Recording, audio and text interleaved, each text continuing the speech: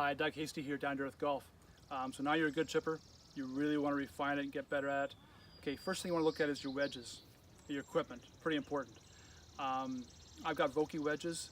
Vokey always puts the loft and the bounce, what he calls the effective bounce. So this is a 50 degree, I don't know if you can see that, and it's a 0.8F, so it's got 8 degrees of bounce, and what they call a full grind. And the grind being how this bottom of the club is shaped. You can see that that's ground off here, and it's ground off there a little bit. I'm going to do a whole video on bounce and grind, so I'm not going to go into real detail here, but get to know your bounce and grind and what works for you. Are you a digger? Are you a sweeper? How do you like that ground? Sorry, how do you like that club to contact the ground and go through that grass? Because that's important. If you don't have the right equipment, it's tough to be a really good player around the green. So you want to know that. You also want to know, okay, if I hit the ball here, the bottom 3 grooves, it's going to have a lot different energy to it, a lot different trajectory than if I hit it up here. So that has to do with how it's sitting in the grass a lot. You know, you get a really good lie, and the ball stay up on the grass, and sometimes you come up a lot really short on that shot. That's usually because the ball makes contact up there. So you want to understand just how that affects things too. Toe and heel, not as much with chipping, although if you hit it off the toe, it will have a lot less energy to it than if you hit it in the center or towards the heel. So some players chipping downhill, something like that, they will tend to chip it off the toe of the golf club, take some energy away so they can take a little bit bigger swing and still have that ball not come off too hot, as we say, or running too much. So that's a little bit about the club and the energy. So I really want to recognize how the ball's sitting in the grass and what I have to change in order to hit good shots. So the ball's sitting down in a little hole. Obviously, if I get too shallow with that, I'm going to hit the midpoint of the ball or kind of the middle of the ball, and it's not going to be good. So I have to get a little steeper. How do you get steeper? Well, you can either use a pitching motion, which is what I talk about. So again, don't take that option away. You might want to start cocking the wrists and use a pitching motion. That's fine, okay? If you still want to use a chipping motion, you can put the ball back in your stance and just take your arms up a little steeper.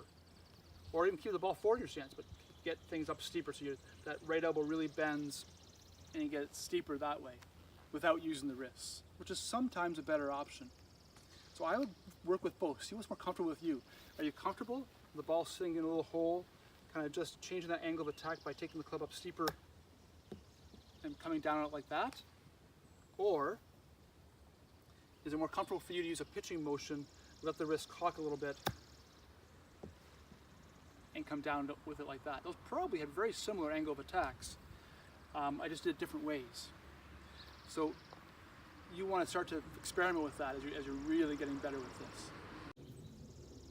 Obviously you want to know how the ball's sitting, and then you want to be able to know, okay, what kind of angle of attack do I need to make this ball do what I want it to do? Usually the more the ball's sitting down, the steeper angle of attack we want in order to get at that ball. And usually the more grass is behind the ball, we want to get a little steeper too. Although the other thing we want to do, when there's a lot of grass behind the ball, is be able to get some club head speed.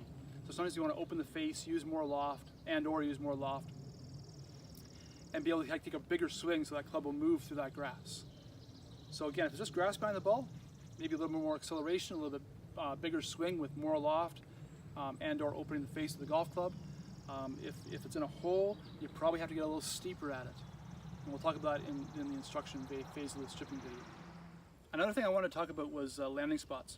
So I might do this in a different video. I don't have a good green here. It's a very flat green. But you want to pick a landing spot in a flat area if you can. So if just on the green is a real downslope or a real upslope, you might want to avoid landing it there. And obviously sometimes when you're going at a hole, you've got humps and bumps between you, and sometimes you want to carry over those. Now you're getting better, that definitely is an option. In terms of if you've got something like this, okay, and again, maybe I'll do this in another video to explain it better, but you want to land the ball in the bottom of a valley whenever you can. You don't want to try to land it on top of a hump. Because if I'm going this way, the hole's over here, and I'm chipping from over here, and I land it on top of the hump, well, maybe it's perfect if it lands perfectly. If I fly it a little too far, it lands in the downslope and it goes way too far.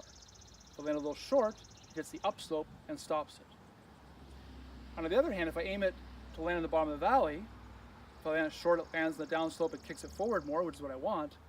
Or if I land it too far, it lands in the upslope and stops a little bit more, which again is what I want. So always try to look for a spot in the bottom of the valley to land your chip shots, never on top of a hump.